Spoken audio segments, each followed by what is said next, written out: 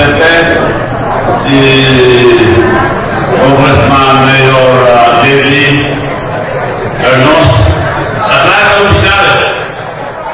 Napakalaking narangalan po itong binigay niya sa akin.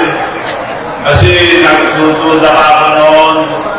Marami nagsasabi na tatakbo ko senador. Ako nung araw tumakbo ko pero hindi ko tituloy dahil nahulog ko sa helicopter. Kung tatakbo niya ako, baka mahulog na ako sa langit ka ako.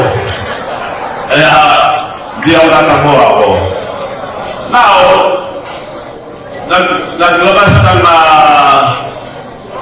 President Rodrigo Duterte na ini-encourage na akong tumakbo at susubok na sila sa Mindanao.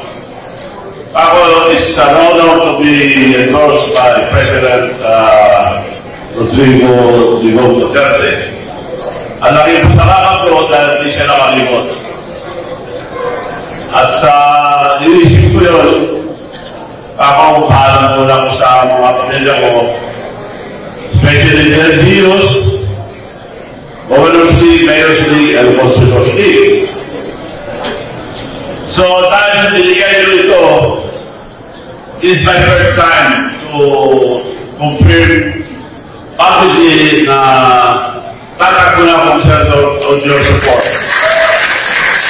Para ipisa natin na nakapanalo naman kayo ng Senator on the Mayors.